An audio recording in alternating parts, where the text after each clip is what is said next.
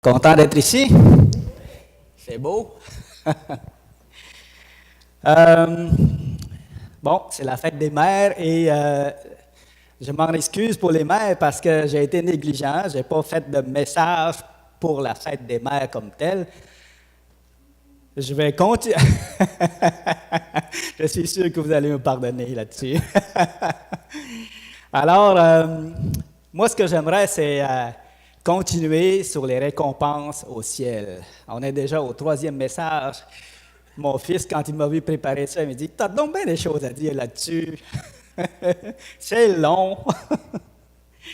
Mais, bon, on a ce message-ci, puis il va y avoir un autre message qui va porter sur les récompenses comme tel. En tout cas, j'espère que les mères vont tout de même apprécier d'entendre parler des récompenses. Parce qu'il y en a pour les mères aussi, pas juste pour les pères. Hein? Alors, j'aimerais lire un passage pour commencer en prélude. Dans Luc 12, le verset 48.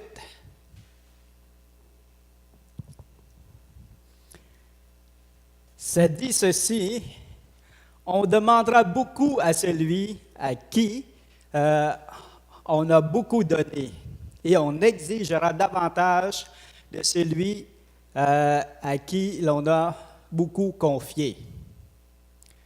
OK, ici, le verset est pris du contexte où Jésus parlait de l'économe fidèle.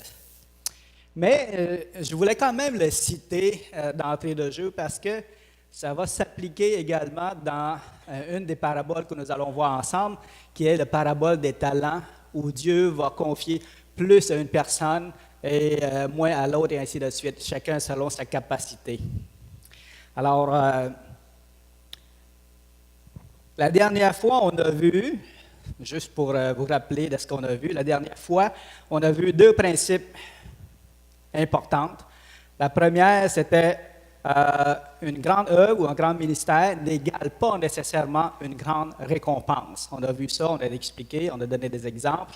Et le deuxième principe, c'est que nous ne serons pas jugés selon le succès de nos œuvres, mais selon nos œuvres elles-mêmes. Et on a vu également les explications autour de ça. Aujourd'hui, ce que j'aimerais faire avec vous, c'est aller scruter les 2 paraboles en lien avec les récompenses, justement. C'est la parabole des mines et l'autre, la parabole des talents. OK? Oui, Seigneur Dieu, je te prie, Seigneur Dieu, de bénir ta parole, Seigneur. Par ton esprit, nous voulons sonder tes Écritures et nous voulons apprendre de tes enseignements, Seigneur Dieu. Et chacun de nous, nous voulons travailler à ton œuvre fidèlement et marcher dans tes voies fidèlement, dans l'obéissance à ta parole, à ta volonté, Seigneur. Nous savons que nous avons des faiblesses, nous savons que nous avons de l'imperfection en nous, Seigneur, mais fortifie chacun de nous pour que nous puissions travailler de notre mieux à ton œuvre et être le plus fidèlement possible, Seigneur, devant ta face. Merci, Seigneur. Amen. Au début de ma vie chrétienne, quand je commençais à lire ces paraboles-là, je m'étais dit, ah, c'est la même parabole, mais en 2 versions différentes. C'est ce que j'avais compris, c'est ce que j'avais vu, en tout cas, au début de ma vie chrétienne. Mais maintenant, après avoir regardé ces 2 paraboles-là de près, eh bien, je m'aperçois qu'il s'agit de 2 paraboles différentes. 2 paraboles différentes, qui illustrent 2 réalités différentes, 2 situations différentes. OK? Et les leçons qu'on peut tirer sont différentes l'une de l'autre. Et puis, à travers ces paraboles-là, on va voir la sagesse et la justice de Dieu dans ça. Juste pour faire un petit résumé, la parabole des talents, dans ce parabole-là, les serviteurs ne reçoivent pas la même chose. OK? Mais ils reçoivent des responsabilités avec des mesures différentes l'un de l'autre. Chacun selon sa capacité. Ça, c'est important de retenir. Chacun selon sa capacité. Les deux premiers vont évidemment produire différents résultats, chacun selon leur mesure, selon leur capacité, et ils vont recevoir le même éloge. Nous allons voir ça ensemble. Dans la parabole des mines, c'est différent parce que tous reçoivent la même mesure de responsabilité. Chacun reçoit une mine. OK? Une mine. Les deux premiers vont produire différemment l'un de l'autre. Et à ce moment-là, on va voir que les récompenses qui est mentionnées ne sont pas les mêmes. Ne sont pas les mêmes. C'est intéressant de voir le pourquoi du comment de tout ça. OK? Allons-y voir dans la parabole des talents en premier, dans Matthieu chapitre 25.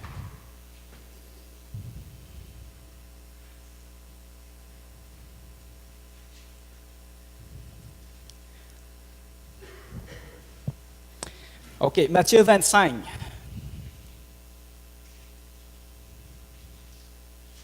Le verset 14.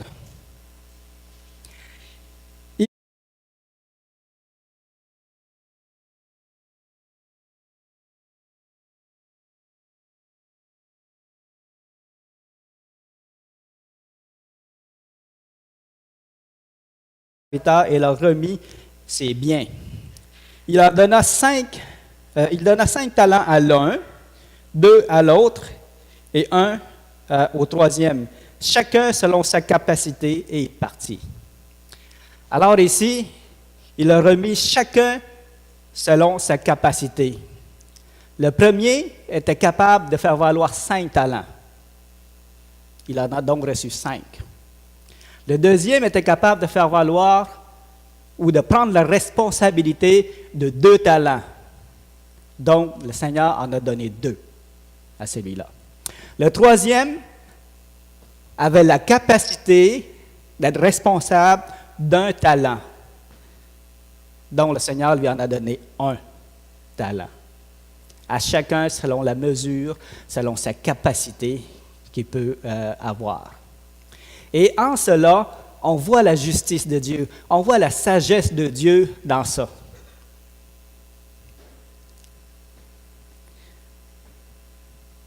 Dieu, qui est mieux placé que lui pour connaître nos capacités et pour nous donner des œuvres selon nos capacités? Il a toute la sagesse et la science pour ça. Et comme il ne nous donne pas des preuves qui surpassent notre capacité, eh bien, il ne nous donnera pas non plus de travail qu'on n'est pas capable de faire. OK? On s'entend là-dessus. Lorsque le Seigneur nous appelle à une œuvre, il va nous outiller pour, il va nous donner la capacité de le faire. Autrement, il ne nous donnerait pas ça. OK? Voilà la sagesse et la justice de Dieu dans ce que lui donne à ses serviteurs. Donc, continuons à lire. Aussitôt, celui qui avait reçu les 5 talents s'en alla, les fit valoir, et il gagna 5 autres talents. Alors, lui, il a fait valoir au maximum de sa capacité. Il en avait reçu 5, il en a fait valoir 5. Au maximum de sa capacité. De même, celui qui avait reçu les 2 talents en gagna 2 autres. Lui aussi a fait valoir selon la capacité. Selon sa capacité. Il en avait reçu 2, il en a fait valoir 2 autres. OK? Celui qui n'en avait reçu qu'un alla faire un creux dans la terre et cacha l'argent de son maître. Longtemps après, le maître de ses serviteurs revint et leur fit rendre compte. Celui qui avait reçu les 5 talents s'approcha en apportant 5 autres talents et il dit, « Seigneur, tu m'as remis 5 talents, voici, j'en ai gagné 5 autres. » Son maître lui dit, « C'est bien, bon et fidèle serviteur. Tu as été fidèle en peu de choses, je te confierai beaucoup. Entre dans la joie de ton maître. » Et il va dire pareillement au deuxième. Celui qui a reçu les 2 talents s'approcha aussi et dit, « Seigneur, tu m'as remis 2 talents, voici, j'en ai gagné 2 autres. »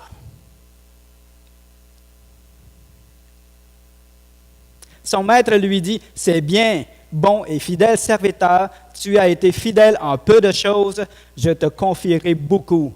Entre dans la joie de ton maître. »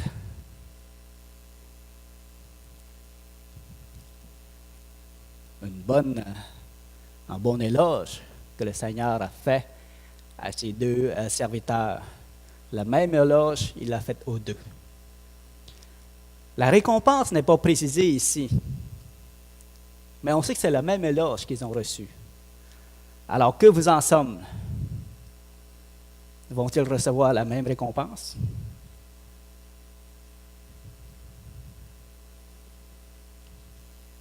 Moi, je pense que oui. J'aurais tendance à dire oui. Voici pourquoi. Parce que les 2 personnes ont donné chacun de leur maximum. De leur maximum. Le deuxième, pareillement au premier. Ils ont donné de leur maximum dans l'œuvre à laquelle Dieu les a appelés.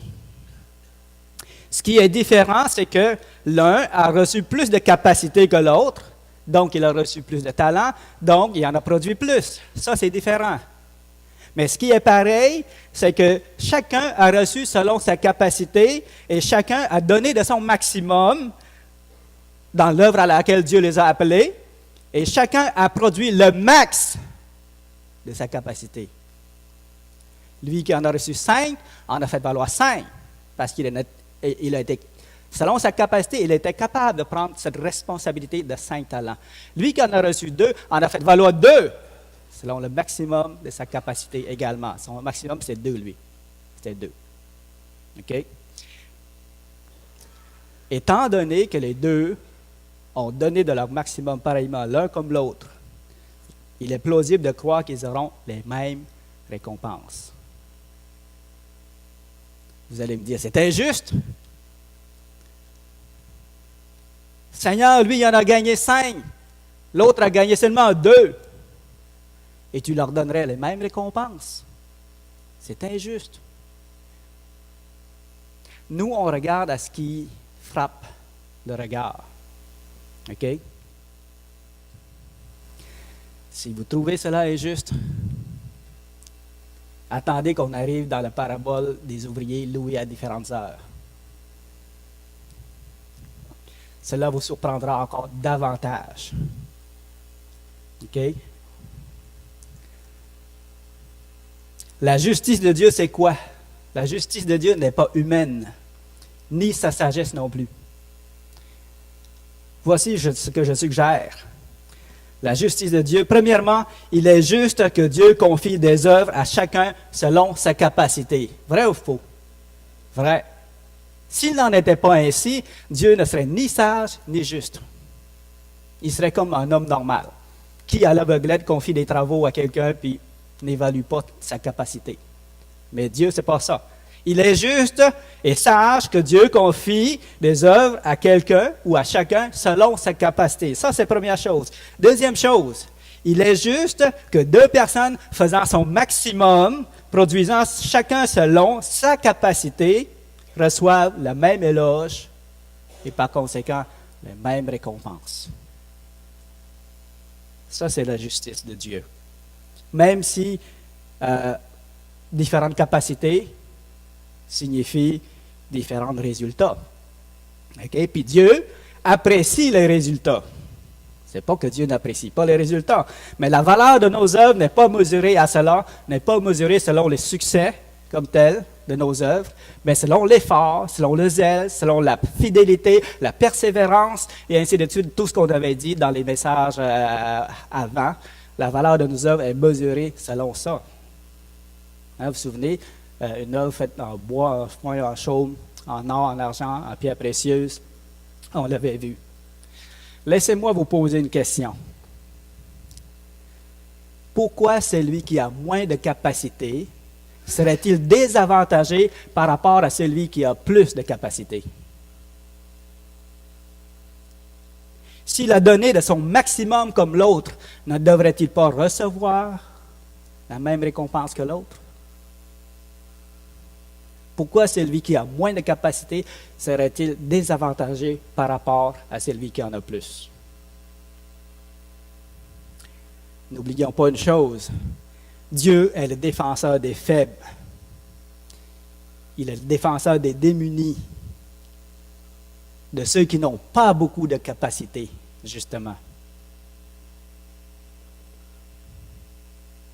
Dans Ésaïe 11, ça dit ceci, « La justice sera la ceinture de ses flancs, et la fidélité la ceinture de ses reins.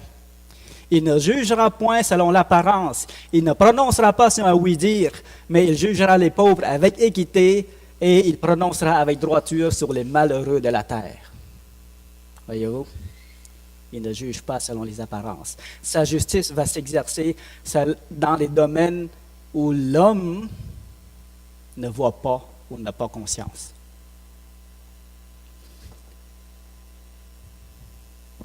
Et comme la parole au début qu'on a lue, on demandera beaucoup à celui à qui l'on a beaucoup confié et on exigera davantage à celui à qui l'on a beaucoup confié.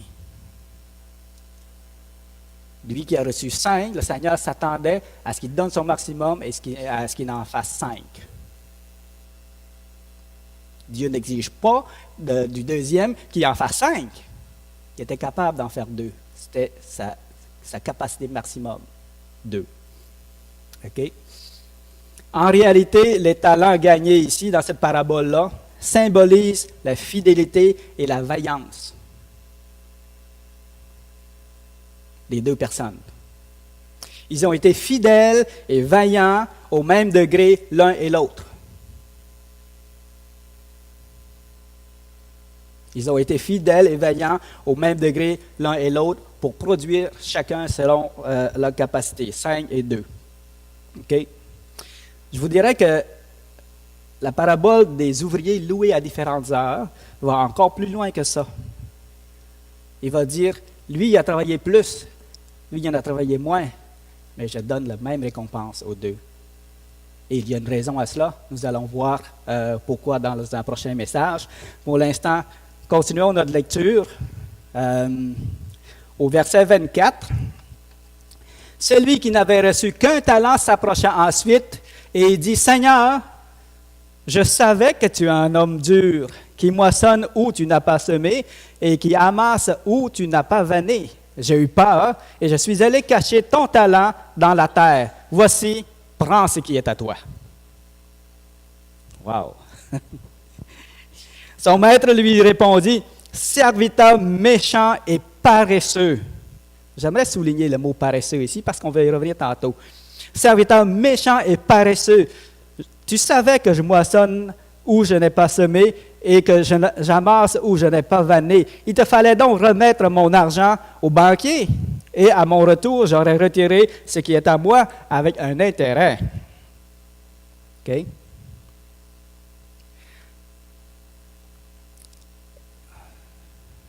Ôtez-lui donc le talent et donnez-le à celui qui a les 10 talents. Car on donnera à celui qui a et il sera dans l'abondance, mais à celui qui n'a pas, on ôtera même ce qu'il a. On va y revenir sur lui qui a reçu qu'un talent. C'est quoi son problème? C'est quoi le problème de ce serviteur-là? On va y revenir tantôt. Pour l'instant, j'aimerais qu'on puisse aller voir dans Luc 19, la parabole des...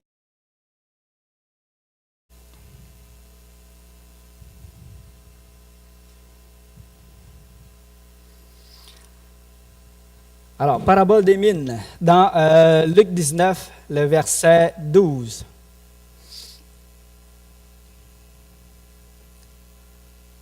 Un homme de haute naissance s'en alla dans un pays lointain pour se faire investir de l'autorité royale et revenir ensuite. Il appela 10 de ses serviteurs, leur donna 10 mines et leur dit, faites-les valoir jusqu'à ce que je revienne. » Mais ses concitoyens le haïssaient, et ils envoyèrent une ambassade après lui pour dire « Nous ne voulons pas que cet homme règne sur nous. » OK, ici, juste des symboles rapides. Un homme de haute naissance, c'est Jésus-Christ. Un pays lointain, c'est le ciel. OK?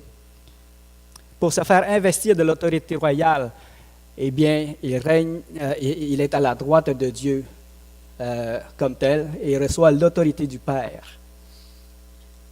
Pour revenir ensuite, c'est son retour, lorsqu'il va revenir chercher les siens. Et ses concitoyens, ce sont ceux qui ne l'ont pas accepté, mais qui l'ont rejeté de façon définitive. Okay? Lorsqu'il fut de retour, après avoir été investi de l'autorité royale, il fit appeler auprès de lui les serviteurs auxquels il avait donné l'argent, afin de connaître comment chacun l'avait fait valoir. Le premier vint et dit, « Seigneur, ta mine a rapporté 10 mines. » Il lui dit, « C'est bien, bon serviteur, parce que tu as été fidèle en peu de choses, reçois le gouvernement de 10 villes. » Le second vint et dit, « Seigneur, ta mine a produit 5 mines. » Il lui dit, « Toi aussi, sois établi sur 5 villes. » Alors, on voit ici que la récompense de l'un est différente de l'autre. Un autre vint et dit, « Seigneur, voici ta mine que j'ai gardée dans un linge. Car j'avais peur de toi, parce que tu es un homme sévère, tu prends ce que tu n'as pas déposé, et tu moissonnes ce que tu n'as pas semé. » Il lui dit, « Je te juge sur tes paroles, méchant serviteur. Tu savais que je suis un homme sévère, prenant ce que je n'ai pas déposé et moissonnant ce que je n'ai pas semé. Pourquoi donc n'as-tu pas mis mon argent dans une banque, afin qu'à mon retour je le retirasse avec un intérêt? » Puis il dit à ceux qui étaient là, « Ôtez-lui la mine et donnez-la à celui qui a les 10 mines. »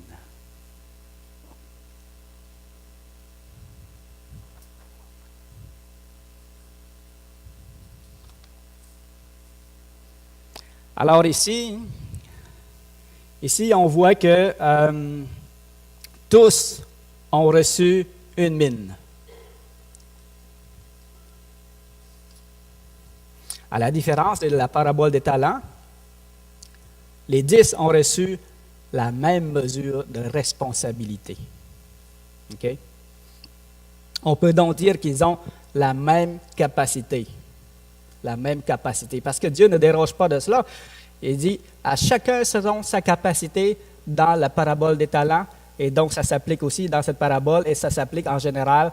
Il nous donne toujours selon notre capacité. Donc, les 10 ont reçu la même chose, on peut dire, hypothétiquement parlant, ici, ils ont la même capacité et ont la même responsabilité, même mesure de responsabilité. Et voyons comment chacun a fait valoir sa mine. Et quelle est la récompense qui s'y rattache? Le premier, avec une seule mine, il a fait valoir, il en a produit 10 mines. Le premier, avec une seule mine, il a fait 10 mines. Le deuxième, il a reçu le gouvernement de 10 villes. OK? Le second, avec une mine, il en a rapporté 5 mines. Et sa récompense, c'est le gouvernement de 5 villes. Ben voyons donc. Est-ce qu'ici, le Seigneur les récompenserait selon les résultats qu'ils ont eus? On dirait que c'est basé sur les résultats, cette histoire-là. Hein? Mais est-ce vraiment cela? C'est vraiment ça? La dernière fois, on avait dit que non. Ce n'est pas selon le succès de nos œuvres que le Seigneur va juger la valeur de nos œuvres. Parce que c'est Dieu qui fait croître, c'est lui qui change les cœurs. Les résultats lui appartiennent. Nous, il nous appartient d'être des bons outils dans ses mains. Mais c'est lui qui change les cœurs. C'est lui qui fait croître. Donc, le premier a produit 10 mines avec une seule mine. Le deuxième a produit 5 mines avec une seule mine pareillement. Pourquoi? C'est là la question qu'il faut se poser. Pourquoi? De base, ils partaient avec le même pied d'égalité, même capacité, même mesure de responsabilité, une mine. Pourquoi lui en a produit 10 et l'autre 5? Est-ce que le premier a été plus chanceux? Hein? Est-ce parce qu'il a été plus habile? C'est-tu son habileté qui entre en ligne de compte ici?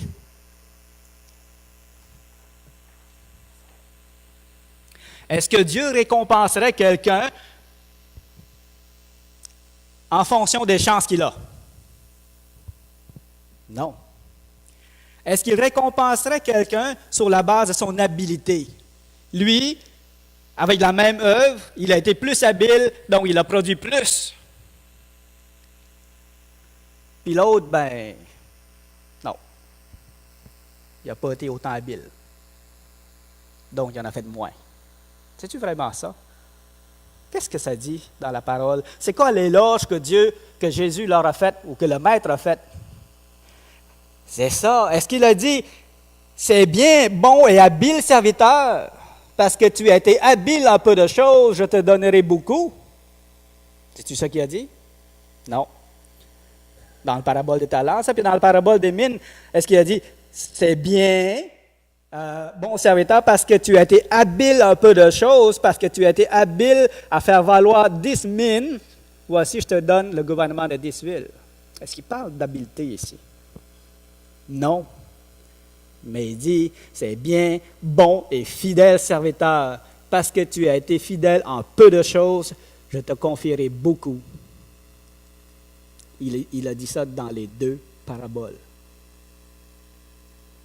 C'est bien, bon serviteur, parce que tu as été fidèle en peu de choses. Alors, le mot fidèle ici se rapporte directement à notre dévouement dans le service et non pas à l'habileté comme telle. Alors, il y a une réalité qu'il faut comprendre. Lorsqu'on confie une œuvre à quelqu'un ou à la même œuvre à deux personnes, il arrive qu'il y en a un qui va travailler plus fort que l'autre. Qu'il y en a un qui va être plus dévoué que l'autre. Il arrive. Il arrive aussi qu'ils ont les mêmes ailes et tout ça, mais il arrive que c'est différent. C'est différent. Il arrive qu'il y en ait un qui soit plus vaillant que l'autre. Alors, le nombre de mines gagnées ici exprime la mesure de ces dévouements-là. Le comment, le combien chacun a été travaillant à l'œuvre auquel Dieu les a appelés. Il exprime leur fidélité, leur consécration au travail. Puis c'est ça qui diffère de l'un et de l'autre. Le premier qui a 10, l'autre qui a 5. Parce que de base, on a vu qu'ils avaient la même capacité et ils ont reçu la même mesure de responsabilité, une mine. La seule chose qui peut différer, c'est que l'un a été plus fidèle que l'autre.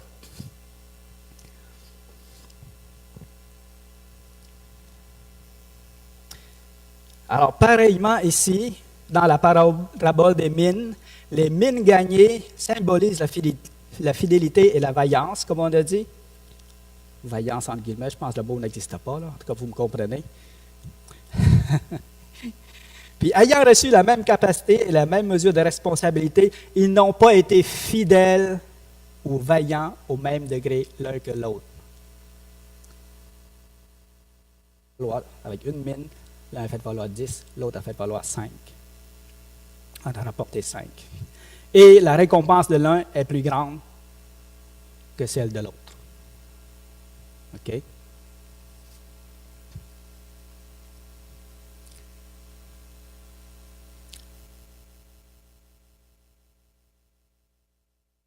Alors, revenons à celui qui n'a reçu qu'un talent.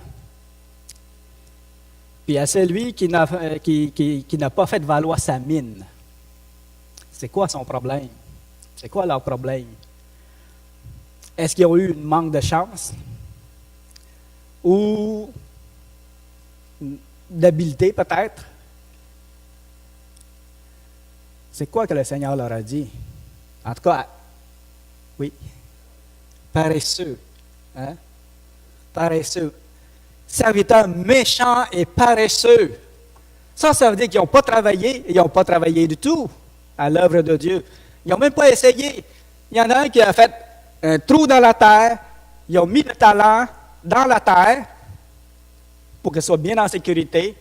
Et quand que le Seigneur revient, voici ton talent. Je l'ai bien caché. Je l'ai bien caché. Qu'est-ce qu'il a fait avec? Rien fait avec. Rien. Puis, lui qui avait reçu une mine, il dit, Seigneur, voici ta mine que j'ai cachée dans un linge bien au chaud. Voici ta mine, reprends-la. Ça, c'est une manière élégante de dire, Seigneur, j'ai rien fait. J'ai rien fait avec ta mine, je l'ai caché dans un linge, puis il est resté là. Il est resté là. Je n'ai pas travaillé à ton œuvre. Alors, c'est l'absence de travail ici qui est le problème. Ce n'est pas l'absence d'habileté. Non. Ce n'est pas l'absence de capacité. Non. Ils étaient capables d'un talent. Ils étaient capables d'une mine. Mais c'est l'absence de travail ici. L'absence de travail. Le Seigneur, il dit, serviteur méchant et paresseux. Par opposition à travaillant. OK? Puis le Seigneur, il n'a pas dit serviteur incompétent et malhabile. Non, non. Il n'a pas dit serviteur incapable. Il ne les a pas traités d'incapables. Non. C'est l'absence de travail qui est reprochée ici. Puis d'ailleurs, ça ne sera jamais dans le langage de Dieu de traiter à ses serviteurs d'incompétents et malhabiles ou d'incapables. Parce que comme on a dit, quand que le Seigneur nous appelle à une œuvre, il nous forme pour, il nous outille pour, puis on est supposé d'être capable. Si on n'est pas capable, le Seigneur ne nous aurait pas appelé à cette œuvre-là. OK? C'est vrai qu'il y a des choses que je ne suis pas capable de faire, mais le Seigneur ne me demandera pas de faire quelque chose dont je ne suis pas capable. Ça fait partie de sa sagesse même et de sa justice.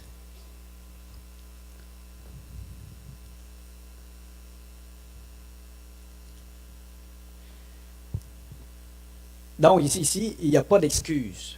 Il n'y a pas d'excuse. Ils étaient capables, ils avaient la responsabilité.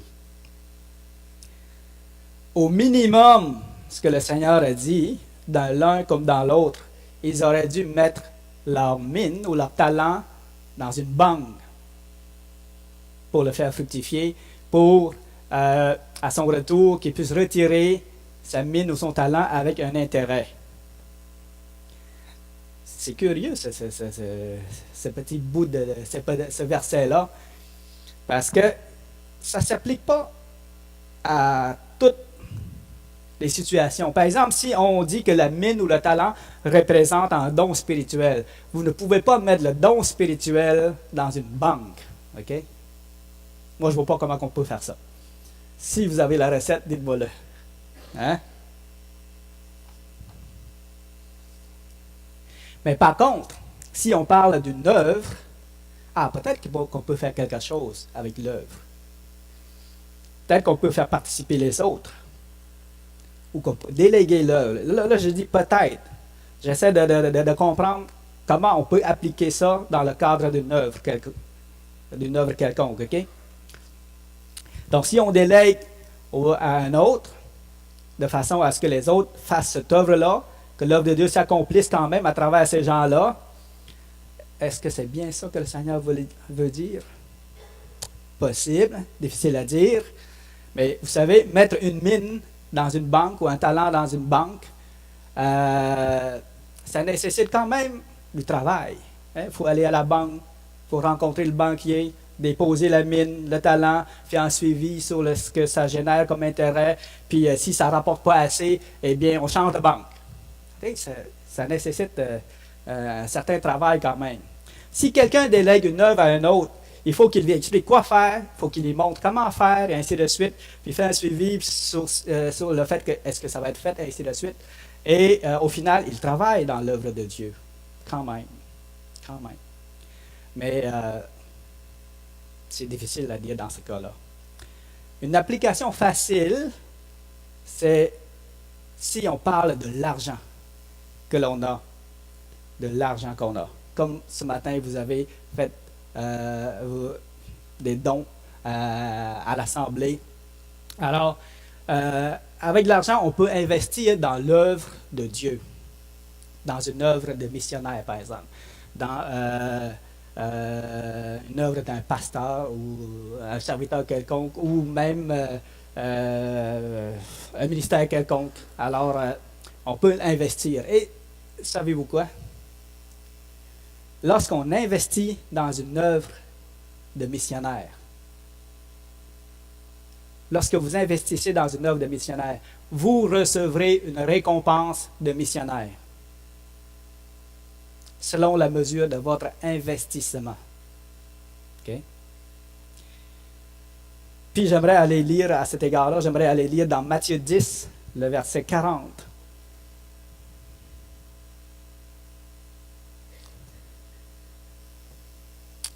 Matthieu 10, le verset 40, ça dit ceci: celui qui vous reçoit me reçoit, celui qui me reçoit reçoit celui qui m'a envoyé. Celui qui reçoit un prophète en qualité de prophète recevra une récompense de prophète. Et celui qui reçoit un juste en qualité de juste recevra une récompense de juste. On s'entend que recevoir un prophète, ça ne se fait pas bien de nos jours. OK? Mais ça prend une autre forme. Ça prend une autre forme. Mais ce qui est clair, le principe ici, c'est que si vous recevez un prophète en qualité de prophète, vous recevrez une récompense de prophète. Voyez-vous ce que je veux dire? Une récompense de prophète, c'est comme si vous étiez prophète vous-même. OK? Alors, si recevoir un prophète en qualité de prophète, c'est-à-dire l'héberger chez vous, le nourrir, pourvoir ses besoins, le traiter avec tout le respect qui lui revient, si en faisant cela, vous recevez une récompense de prophète, combien plus quand vous investissez dans l'œuvre d'un missionnaire? Vous lui envoyez de l'argent, on parle de missionnaire, pasteur ou évangéliste, vous le supportez avec votre argent, vous lui permettez d'avoir une maison, vous lui permettez d'avoir des vêtements, de la nourriture, et vous lui permettez de se consacrer entièrement à son œuvre. Combien plus vous recevrez une récompense de missionnaire ou de pasteur ou d'évangéliste, etc., lui que vous supportez, lui pour qui vous devenez partenaire en le supportant. Et la parole de Dieu nous enseigne qu'à ce moment-là, vous recevrez une récompense de missionnaire selon la mesure où vous avez investi. Ça, c'est un bon exemple de mettre sa mine ou son talent dans une banque.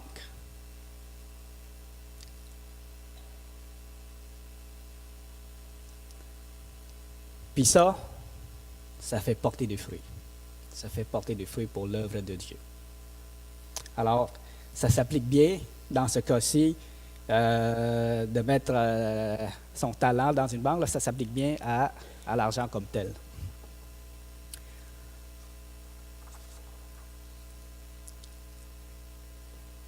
Alors, j'ai pas d'autre chose à vous dire. C'est plate, hein? C'est déjà fini. C'est déjà fini. Mais je ne veux pas m'éterniser plus qu'il faut. À travers ces deux paraboles, on voit, on tire instruction différemment. Le premier, on a vu que les gens ce qui était commun, c'est qu'ils donnaient leur maximum, même s'ils ont reçu différentes responsabilités, pas selon la même mesure, là, ils ont donné le même maximum, en tout cas pour les deux qui ont servi le Seigneur. Et dans la parabole des mines, on a vu qu'ils n'ont pas donné le même maximum, autrement dit. OK? Et leur récompense a été différente l'un de l'autre. Seigneur, que ton nom soit béni, Seigneur. Nous voulons être des serviteurs fidèles. Nous voulons travailler à ton œuvre de mieux en mieux et faire ta volonté, Seigneur. Alors enseigne-nous et fortifie-nous et remplis-nous de zèle pour toi, Seigneur. Amen.